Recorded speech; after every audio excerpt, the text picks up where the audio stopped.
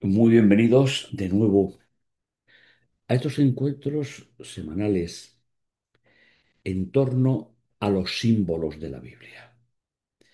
El tema 3 nos va a llevar hoy a unos símbolos empleados a lo largo de toda la Biblia, no solo en la profecía, aunque también tomados del matrimonio.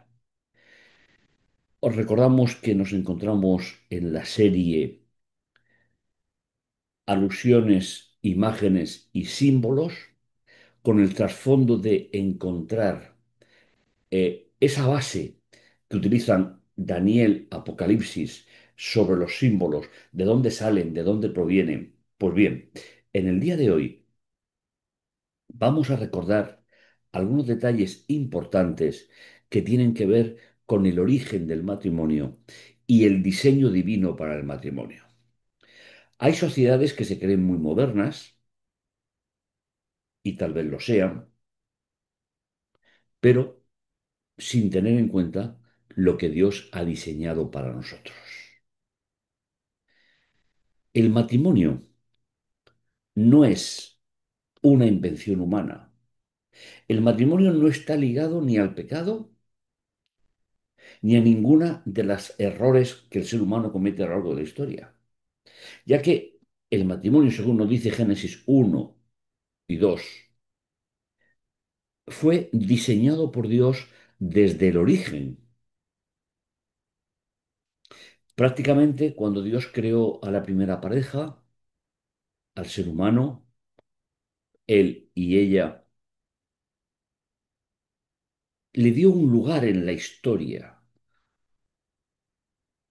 a la forma de convivir, de protegernos, de procrearnos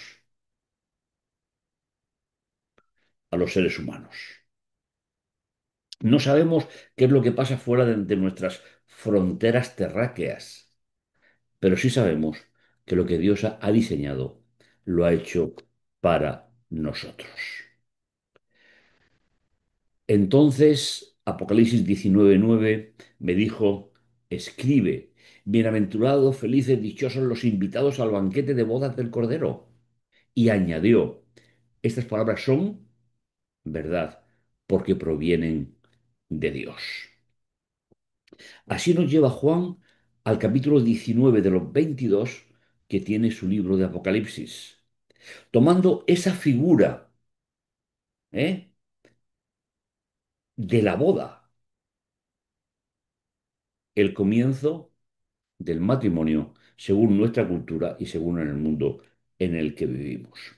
A modo de introducción, recordaremos que perseguimos en la serie con el análisis de las imágenes y símbolos extraídos de la primera parte de la Biblia, la Torá, la ley, y sus posteriores aplicaciones en el resto de la Escritura, con el objetivo de establecer unos cimientos sólidos para el estudio del Apocalipsis y el libro de Daniel. Tenemos que tener en cuenta que hay una diferencia abismal, si es que se pueden encontrar correspondencias. Cuando nosotros estudiamos la Biblia, como a veces lo hacemos, picoteando textos de un lugar a otro, creemos que estamos tratando un texto inspirado. Hemos hablado ya muchas veces y en diferentes contextos de que el texto bíblico es inspirado en el conjunto de un libro. Coger textos de diferentes lugares, pues corremos el riesgo de crear una nueva visión de los textos. Pero cuando esas imágenes las utilizan los autores bíblicos inspirados, van, van a formar parte del contexto de la inspiración en el libro donde son utilizadas. Por ello,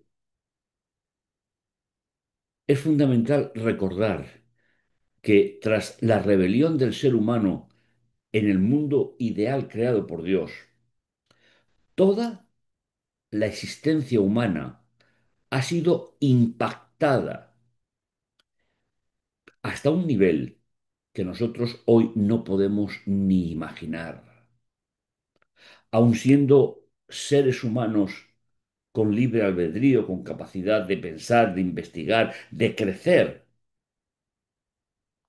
no tenemos más vestigio que el que 6.000 años de autodestrucción humana ha dejado patente en nuestra vida. Pero Dios tiene un plan para nosotros. Por eso no deberíamos de pensar que vivimos en una época de circunstancias extremas. Yo oigo demasiadas veces decir, es que esto está como nunca, si me permitís la licencia, esto está como siempre. En realidad, estamos enfrentando la misma realidad que ha caracterizado el pasado, que se mueve en el presente y que estará vigente hasta que Jesús vuelva. Porque como también hemos ratificado en diferentes contextos, yo no soy lo que hago, yo soy lo que siento, cómo pienso, y hacer es el resultado de esa circunstancia. Es pertinente recordar que de ese mismo instante el pecado, el ser humano, se han entrelazado y ya no hay división de poderes. Lo que hago es el resultado de lo que soy. O dicho de una manera, lo que soy se verá reflejado en cada cosa que hago en mi vida. Seguir un patrón fijo, por si de una manera recurrente según la época y las circunstancias. Estas imágenes de los orígenes han ido distorsionándose a lo largo del tiempo en ese proceso de involución de la raza humana.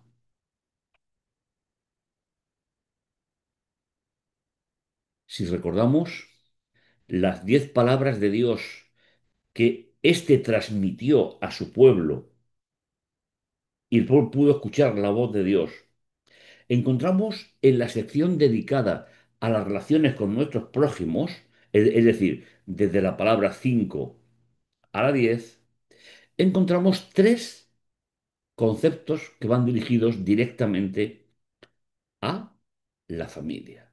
Si lo vemos en conjunto, tenemos tres palabras de Dios dirigidas a mi relación con Dios y tengo tres que establecen mi relación en mi familia, en mi matrimonio, en mi hogar.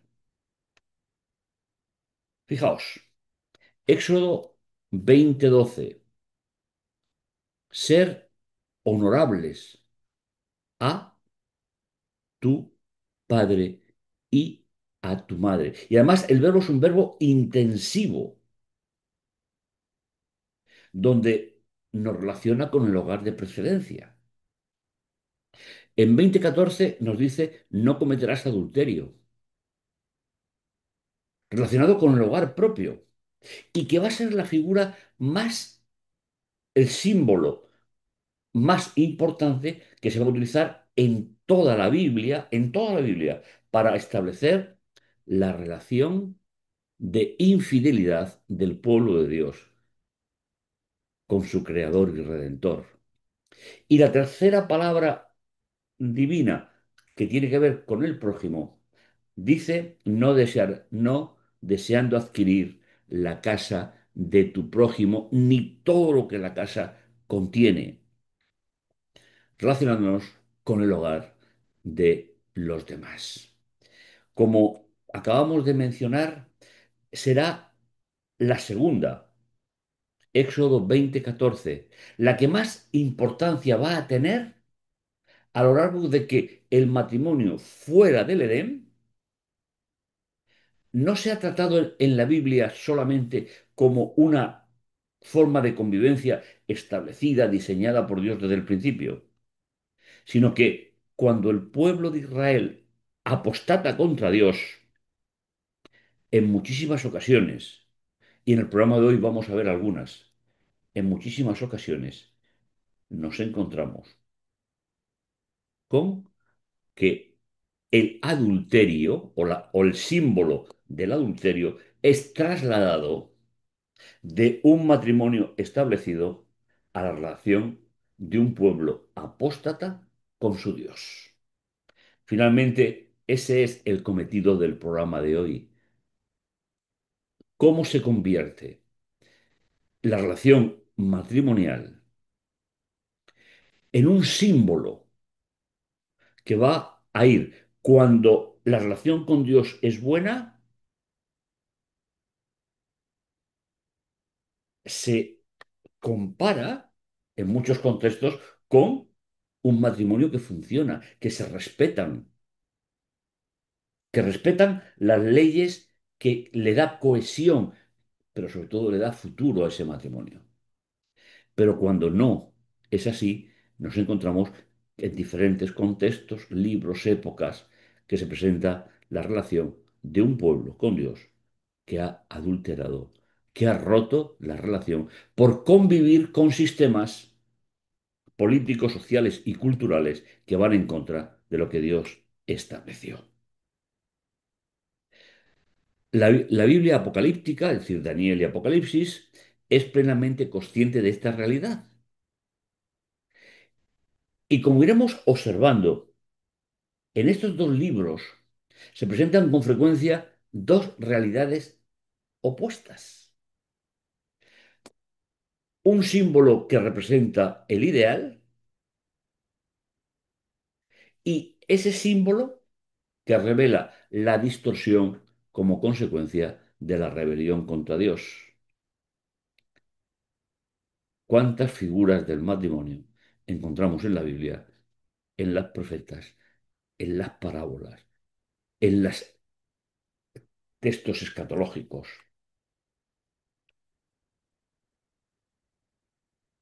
Se presenta un enfrentamiento entre dos realidades, manifestándose de una manera particular en el exilio y en la confrontación que experimenta el pueblo de Dios desde Josué hasta Malaquías, así como el grupo de seguidores del Logos, quien se ha hecho humano en la Biblia apostólica.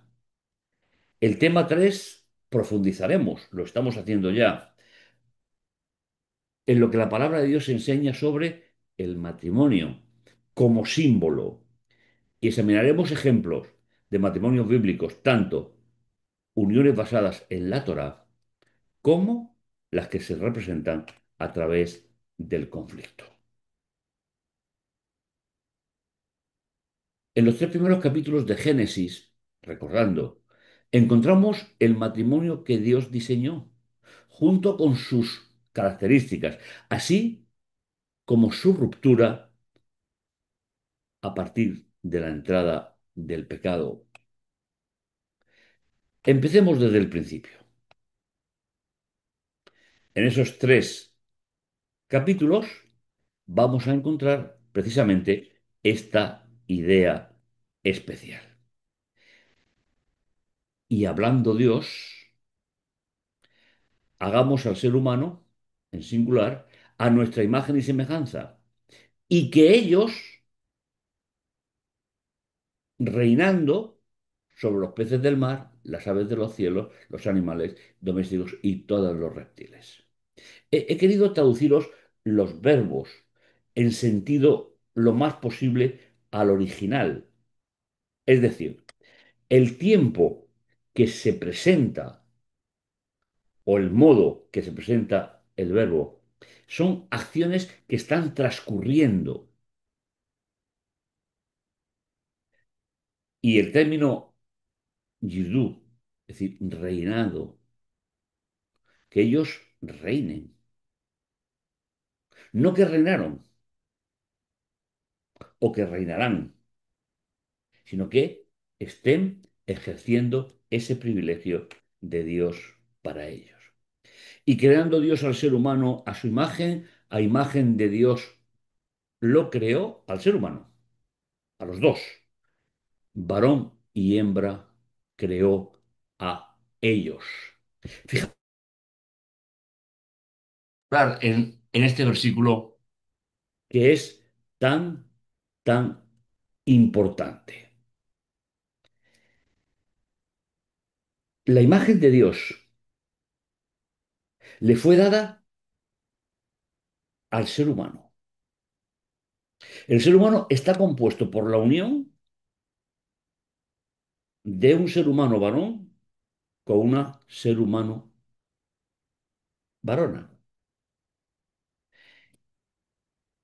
Y esa fue una creación especial.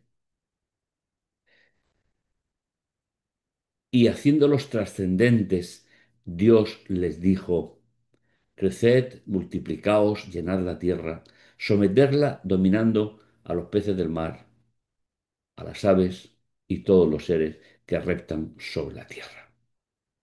Fijaos cómo empieza el versículo 26. Hagamos al ser humano. Versículo 28. Y los hizo trascendentes a los dos. No hay ningún motivo bíblico, ninguno, para establecer una jerarquía dentro del matrimonio.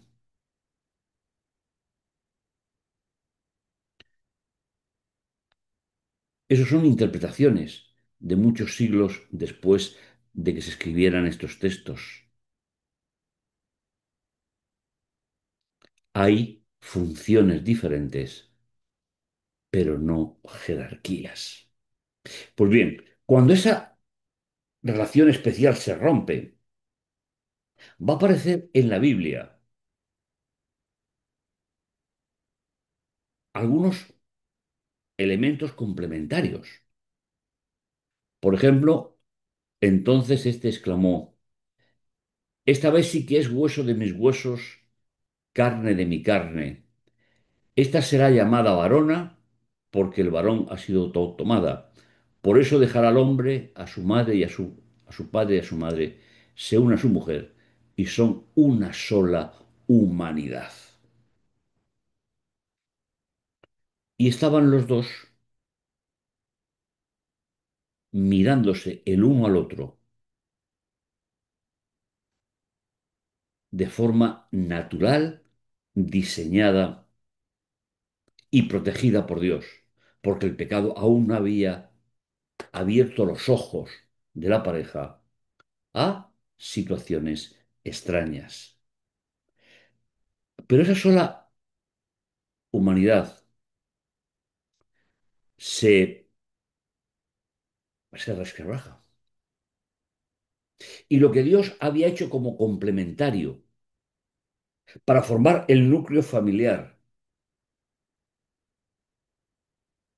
se empiezan a romper. Y seguimos fabricando el símbolo.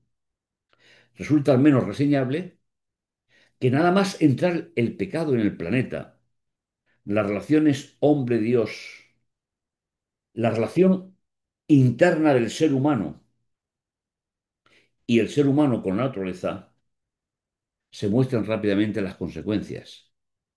Nos centramos en la pareja. ¿Quién te ha dicho que estabas desnudo? ¿Has comido del árbol del que te prohibí comer? Dijo el hombre: la mujer que me diste por compañera me dio del árbol y comí. Yo no sé realmente cómo se sintieron ellos.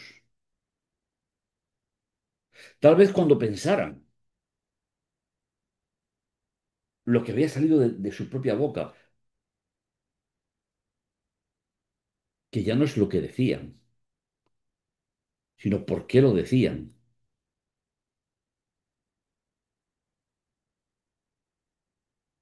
A partir de ahí. Ahora tenemos el matrimonio en una situación precaria.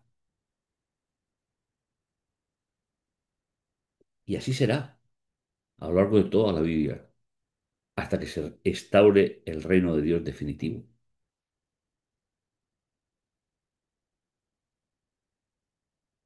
Dijo pues Yahvé Dios a la mujer: ¿por qué has hecho esto?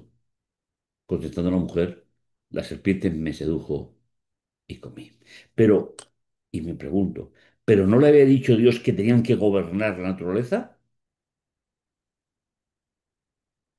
La serpiente, ese animal que pertenecía a lo que tenían que gobernar, se ha convertido en el centro de la controversia. A partir de este momento, no encontramos ninguna familia perfecta en toda la Biblia. Algunas de ellas fueron guiadas por Dios, restauradas por Dios, mientras que otras nunca aceptaron las directrices divinas. Y ahora sí, ahora ya tenemos la figura que va a ser utilizada en toda la Biblia. Un caso que llama mucho la atención a diferentes personas es la Torá en el libro de Oseas. Los profetas, la segunda gran parte de la Biblia hebrea, es el caso más patente, con más referencias a una relación del pueblo con Dios que se podría identificar como adulterio.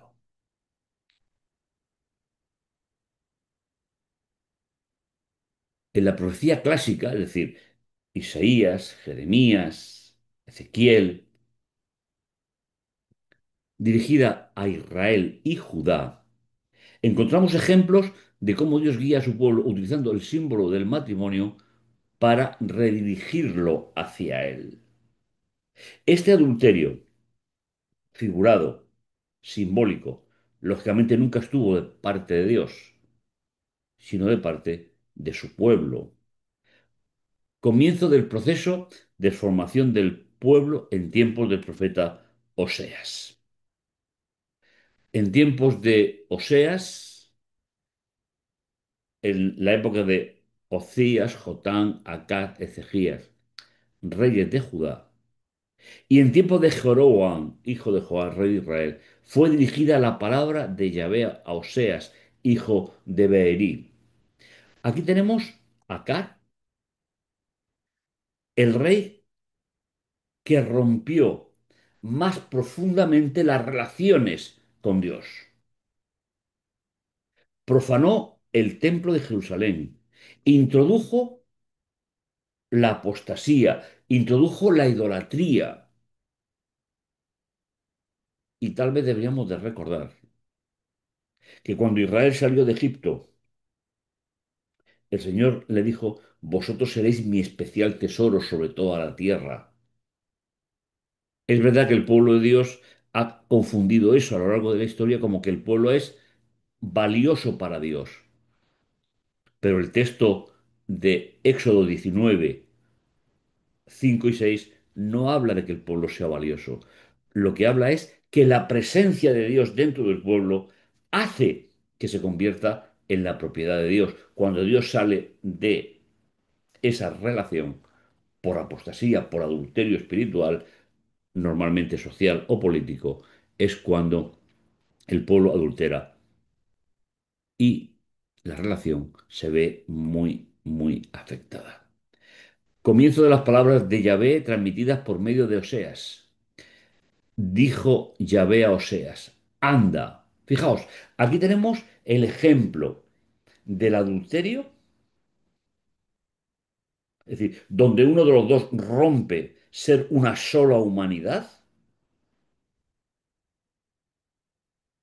de cómo Dios introduce a Oseas en una parábola viviente para representar la situación del pueblo. Es verdad que a veces me han preguntado, bueno, ¿cómo Dios puede decirle a un ser humano que vaya a casarse con las circunstancias que vemos en Oseas 1:2? Pero los que conocemos a Dios sabemos que si lo hace así es porque no hay otra forma de hacerlo. Anda, toma para ti una mujer dada a las prostituciones e hijos de prostituciones, porque el país se está prostituyendo completamente, apartándose de Dios. Una de las partes de la alianza entre Dios y su pueblo ha roto la relación. Ha humillado a Dios, porque finalmente un adulterio siempre es una humillación hacia la persona que no ha adulterado dentro del matrimonio, utilizando el templo, los servicios, los sacerdotes, instituidos por Dios para servir a los dioses paganos. Y sigue el mensaje de Oseas. Y diciendo Yahvé, disponte de nuevo a amar a una mujer que ama a otro y comete adulterio. Así ama Yahvé a los hijos de Israel, mientras ellos se vuelven a otros dioses y gustan de las tortas de pasa. Las tortas de pasa es una costumbre de presentar esa elaboración en los altares de los ídolos cananeos. Es decir, si traducimos directamente, cuando dice y gustan de las tortas de pasa, está diciendo y disfrutan de las ceremonias paganas ofrecidas a los dioses de Canaán. Mi pueblo se va muriendo por falta de conocimiento. ¿Qué significa esto?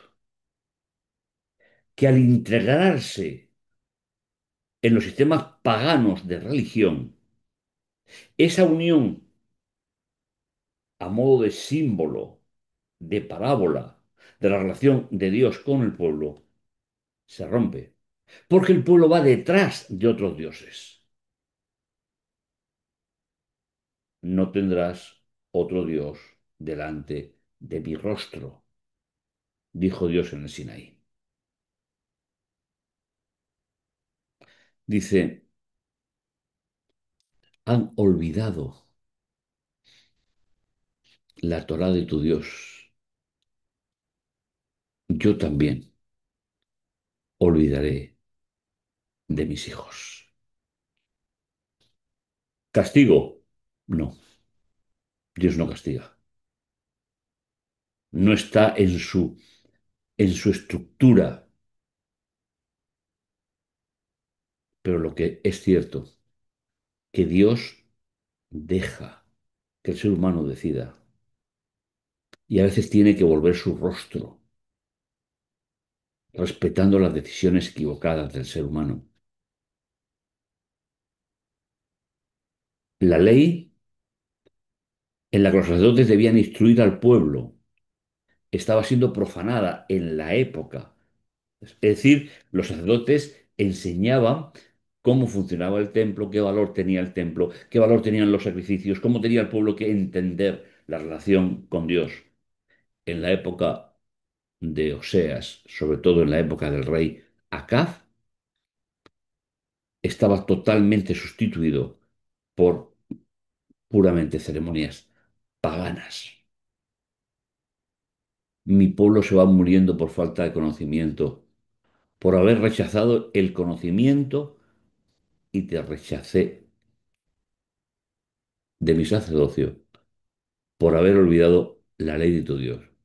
También yo me olvidaré de tus hijos. Oseas 4:6.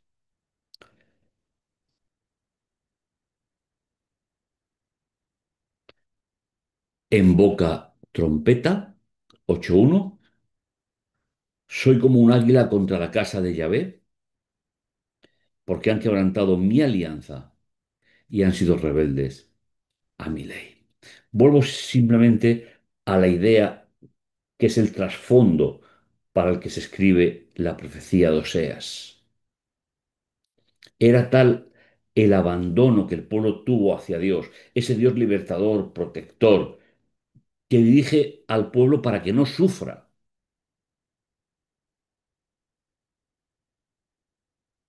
Pero dice, han quebrantado mi alianza. y han sido rebeldes a mi ley. Concretamente, y como os digo en el contexto, es la profanación del funcionamiento del templo de Jerusalén en la época del profeta.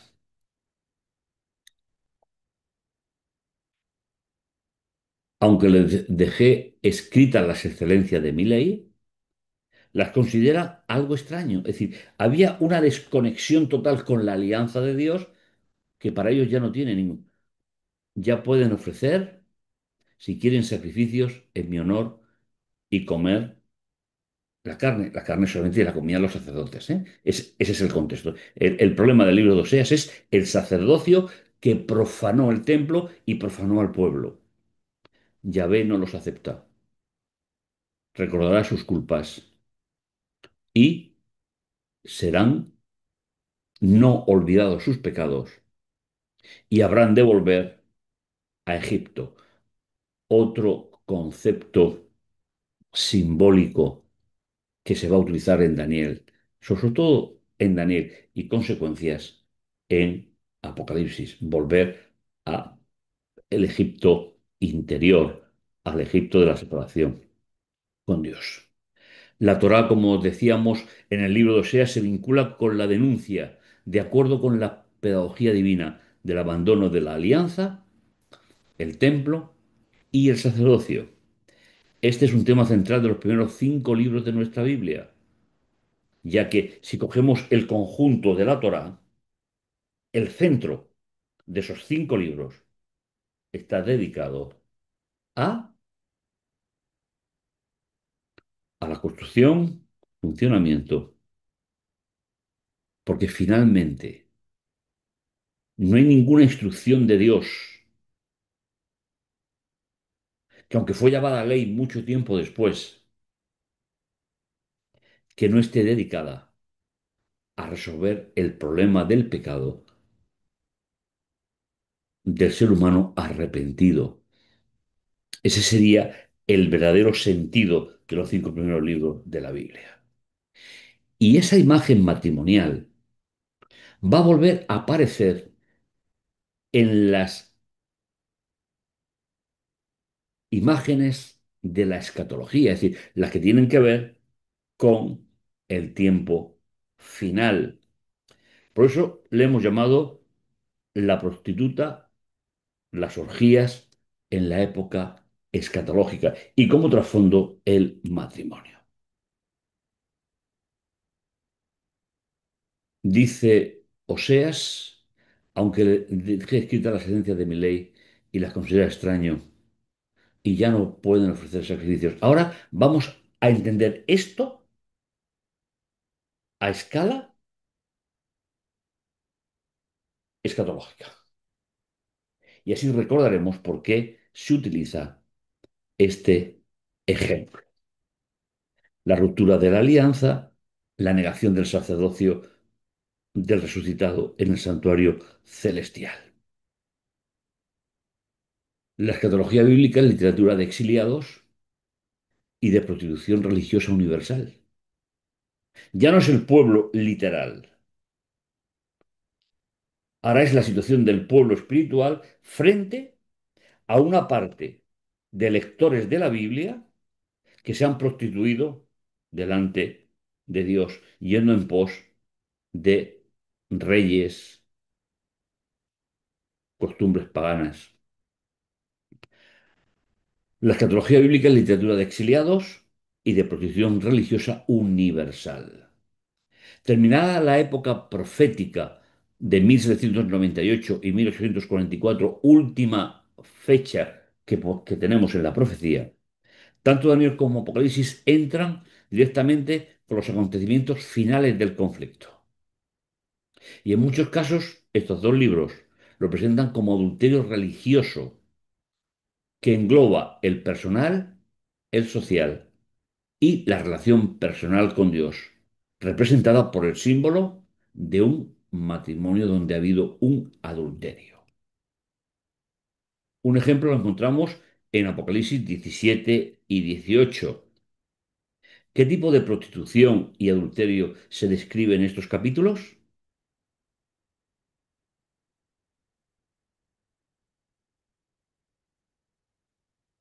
Hay un versículo que es puente entre la primera parte de Apocalipsis y la escatología en el libro del Apocalipsis. Apocalipsis 16-19. La gran ciudad se abrió en tres partes y las ciudades de las naciones se desplomaron. Y Dios se acordó de la gran Babilonia para darle la copa del vino del furor de su indignación. Y estamos exactamente en el mismo contexto que Oseas.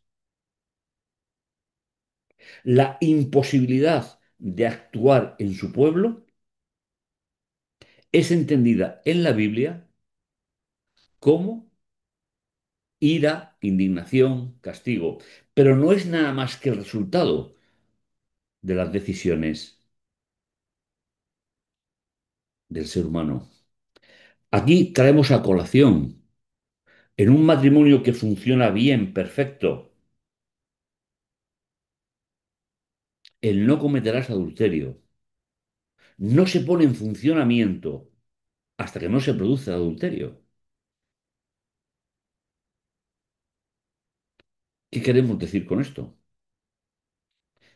Que mientras la relación de amor, de compromiso, mientras honremos el hogar de nuestros padres, mientras honremos el nuestro, mientras honremos el hogar de los demás, no hay por qué preocuparse. La ley no castiga, la ley muestra el pecado. Es el ser humano el que se enfrenta al sufrimiento por el adulterio. Pues bien, aplicado al tiempo del fin, aplicado a la escatología, el símbolo del matrimonio se convierte en el propio castigo para el hombre. No es Dios, es algo que es la consecuencia de una actitud. Entonces vino uno de los siete ángeles, estamos en el capítulo 17, que llevaba las siete copas y me habló, ven que te voy a mostrar el veredicto de la célebre prostituta, que se sienta sobre muchas aguas caudalosas. Fijaos, aquí hay un detalle importante. Lo que caracterizó a la Babilonia histórica era ese río que era una frontera infranqueable para sus detractores. De hecho, el imperio babilónico cayó cuando el imperio medo-persa redirigió el cauce del río y pudieron entrar a la ciudad por lo que había sido ese cauce. Por eso, la gran prostituta del tiempo del fin, la prostituta escatológica, se sienta sobre aguas caudalosas, es decir, se sienta sobre ese símbolo también del río que regaba la gran ciudad de Babilonia, una de las siete maravillas de la antigüedad. ¿Por qué? Porque tuvieron relaciones ilícitas los reyes de la tierra y los habitantes de la tierra se intoxicaron con el vino de sus relaciones ilícitas. Y si recordáis el capítulo 5 de Daniel, la noche que el imperio cayó, ¿qué estaba haciendo el rey? Belsasar en este caso. Había montado una orgía sexual. ¿Recordáis? La mano en la pared, mene, mene, tekel, parsin, pesado ha sido en balanza y me has robado en el peso. Hasta ese capítulo de Daniel se convertirá en un símbolo en el tiempo del fin. Por eso dice que se intoxicaron con el vino de las relaciones ilícitas. Qué detalle tan extraordinario e impresionante. Belsasar hizo traer los vasos del templo de Jerusalén y bebió en esa orgía sexual, bebió él, sus esposas, sus concubinas y el Consejo de Estado. De esta forma vemos un símbolo de una realidad creada por Dios que fue el matrimonio. Se convierte en los profetas clásicos, en un adulterio con respecto a Dios en relación a cómo utilizaban el templo. Esa misma idea se mostrará en los momentos finales, los cuales voy a ser muy prudente en describir, porque aún no han llegado. Pero el símbolo por sí mismo sostiene y dirige la mente del lector hacia una similitud con el tema de la época de Oseas. ¿Cuál es el problema de la Babilonia escatológica que se sienta sobre muchas aguas? Es decir, se sustenta, igual que hacía Babilonia física, sobre el río que la circunda. Pues aquí pasa exactamente lo mismo, porque el conflicto, ¿os acordáis de Daniel 7? Las bestias salen del mar. Esa idea se convierte también en un símbolo para describir la situación final. Si Jesús viene pronto, podremos ver sin ninguna duda el cumplimiento y cómo se desarrolla completamente esta idea antes de que la Babilonia real, histórica, profética y escatológica, es decir, la que ocurre después del año 1844 hasta el final, sean destruidas para siempre.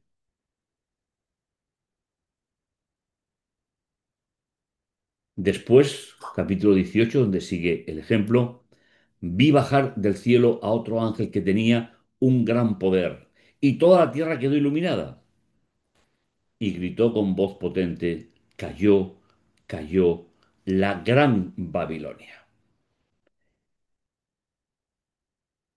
No es fácil encontrar, de hecho veis ahí la cita donde la gran está en negrita, es decir, no forma parte de las citas originales, sino que se introducen aquí. Porque finalmente, la gran Babilonia, la que va a ser destruida por adulterio con respecto a Dios, está formada por reyes, por países, por sistemas religiosos apóstatas, y todos ellos con el trasfondo, y tal vez habrá tiempo de explicarlo en algún momento con más detalle, por haber prostituido el santuario celestial y haber impedido que el ser humano tenga acceso a ese plan de salvación. Y se han convertido en morada de demonios, en guarida de toda clase de espíritus inmundos, en antro de toda clase de aves inmundas y detestables. De nuevo nos encontramos con otro símbolo que son aves inmundas y detectables. No es extraño. Ya Pedro, en la visión de las aves, simbolizó a los gentiles por las aves que estaban dentro del lienzo. Juan, que conoce esa experiencia, porque conocía a Pedro y la había vivido junto a él, la va a utilizar inspiradamente para hablar de aquellos que son gentiles en el sentido espiritual. Y son ellos los que han sostenido, han utilizado y han dado valor a la Gran Babilonia, es decir, a la del final, la que todavía falta por llegar. Es un tema, estamos hablando del símbolo, ¿eh? Por tanto, todas las naciones han bebido del vino de sus prostituciones, igual que el Consejo de Estado y la corte de Belsasar bebieron en las copas del templo. Los reyes de la tierra han fornicado con ella, como Belsasar lo hizo, y los mercaderes de la tierra se han enriquecido con su lujo desenfrenado. Luego oí una voz que decía, salid de ella, de esa ciudad, pueblo mío, no sea que os hagáis cómplices de sus pecados y os alcancen las plagas. El mismo llamado que hizo Dios a Adán y Eva, el mismo llamado que hizo Dios a su pueblo en la época de Oseas, el mismo llamado que ha hecho Dios a lo largo de toda la profecía de Daniel y parte de Apocalipsis, tomará muchísima más importancia cuando el símbolo de un matrimonio adulterado llegue a su expresión máxima durante el milenio.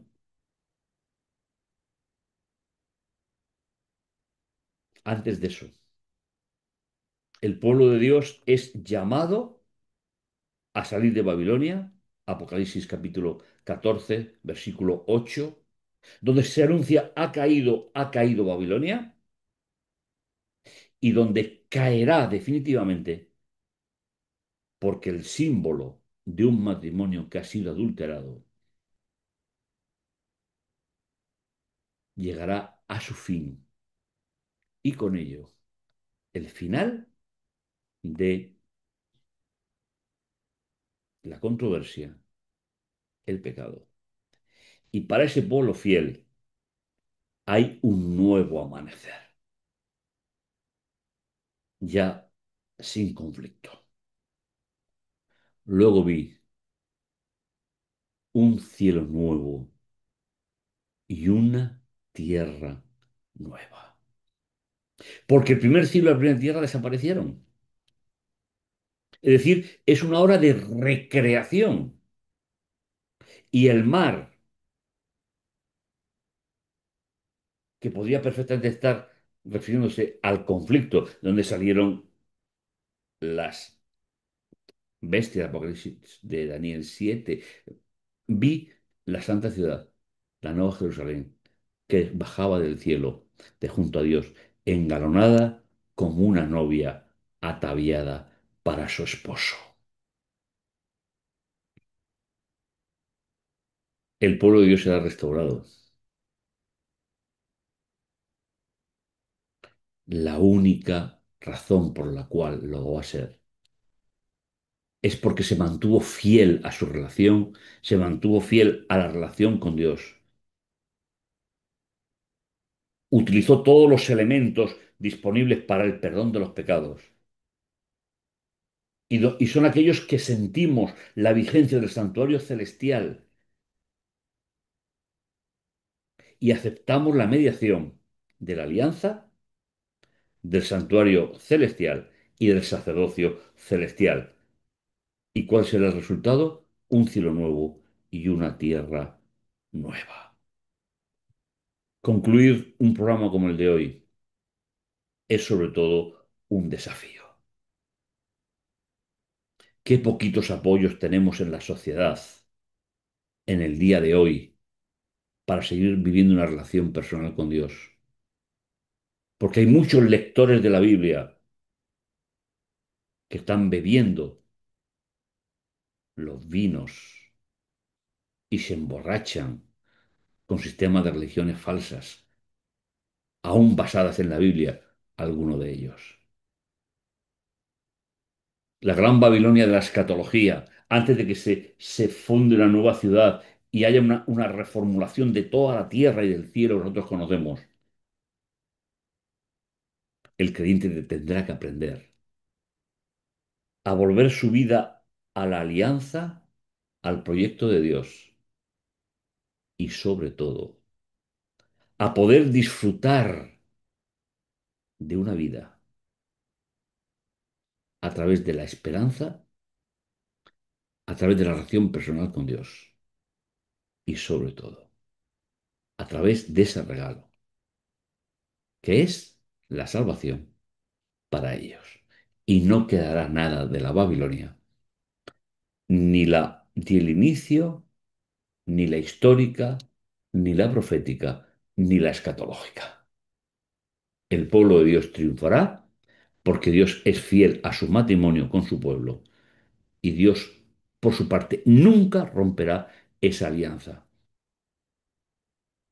Yo no sé si te puedo preguntar, ¿tú estás dispuesto a no adulterar tu relación con Dios? Pues es la decisión que tenemos que tomar y que tenemos que hacer todavía que tenemos tiempo para ello. Y cuando llegue el tiempo final, podremos identificar con toda claridad la caída de toda esa Babilonia que lleva siendo la puerta de los dioses contra Dios desde tiempos antes del diluvio. Que el Señor te bendiga y te guarde. Nos encontramos en el siguiente programa. No lo olvides.